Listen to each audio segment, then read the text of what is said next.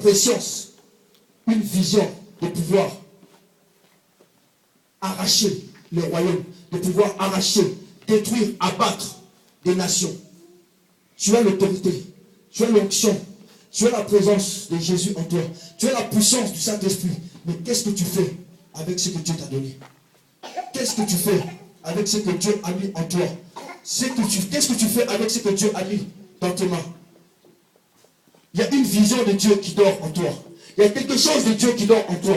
Mais pourquoi cette chose-là ne te fait pas voir? Pourquoi cette chose-là n'est pas bénéfique pour ton frère, n'est pas bénéfique pour ta soeur?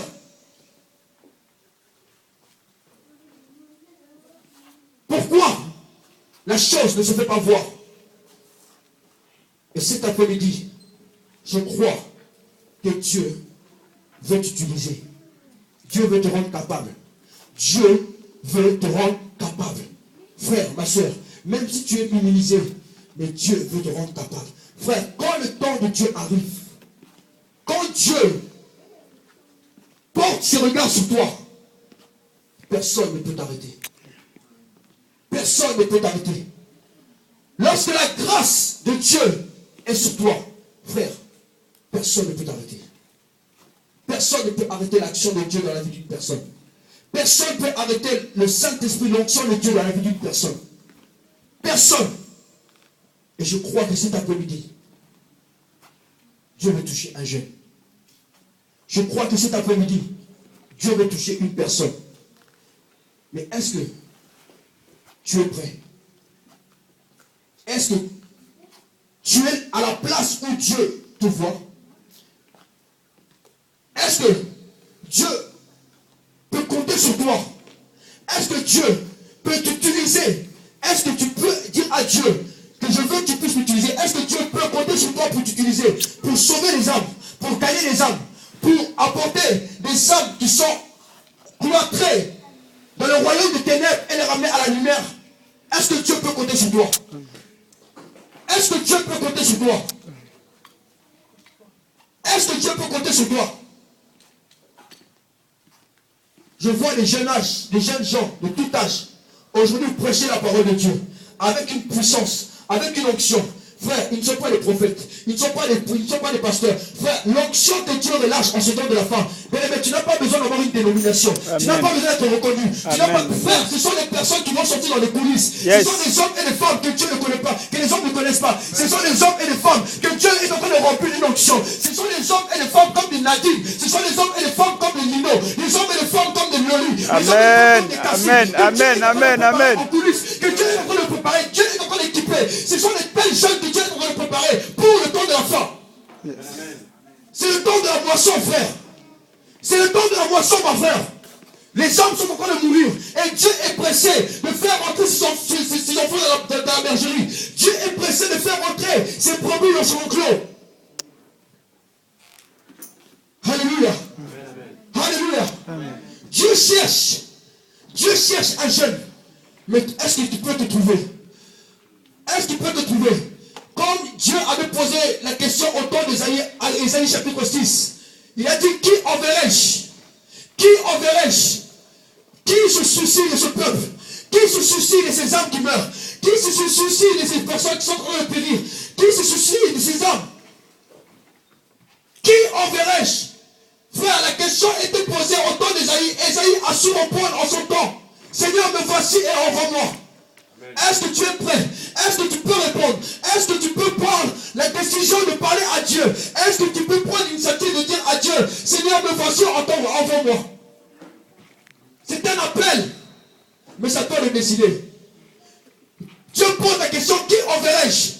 C'est un appel que Dieu envoie. C'est un appel que Dieu envoie. Mais est-ce qu'il y a un jeune cet après-midi? Est-ce qu'il y a une soeur cet après-midi? Est-ce qu'il y a un frère cet après-midi qui peut se lever, qui peut répondre à cet appel, afin que Dieu puisse l'utiliser, afin que Dieu puisse le valoriser, afin que Dieu puisse le glorifier?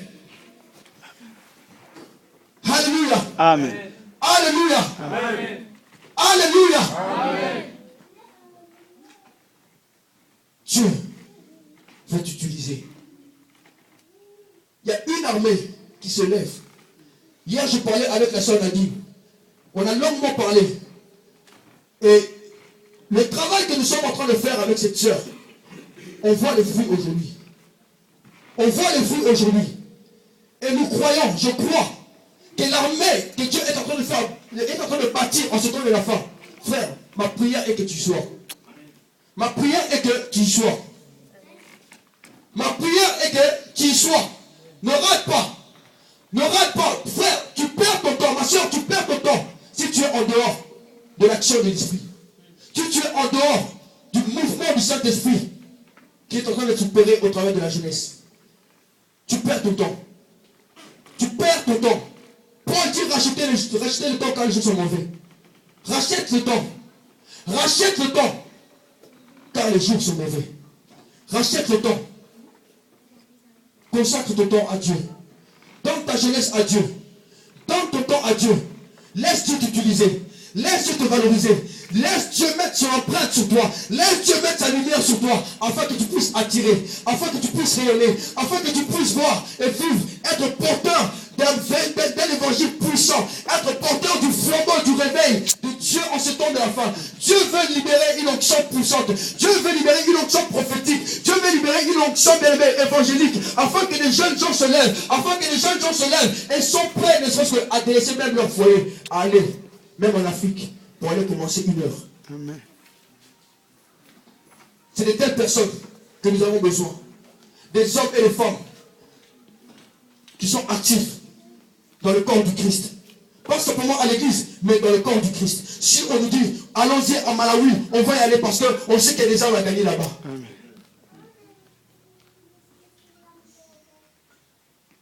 Alléluia.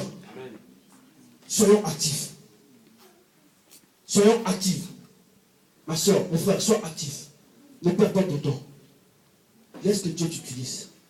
Laisse que Dieu puisse faire quelque chose avec toi. Et Dieu veut faire quelque chose avec toi. Dieu veut faire quelque chose avec toi. Mais donne-lui accès. C'est pour ça que je dis dès le commencement, il y a un problème au niveau de la transmission et de la réception. Dieu peut te transmettre. Mais si tu n'es pas en mesure de recevoir. Si tu n'es pas.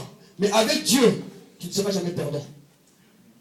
Parce que Dieu aura toujours quelque chose à te donner.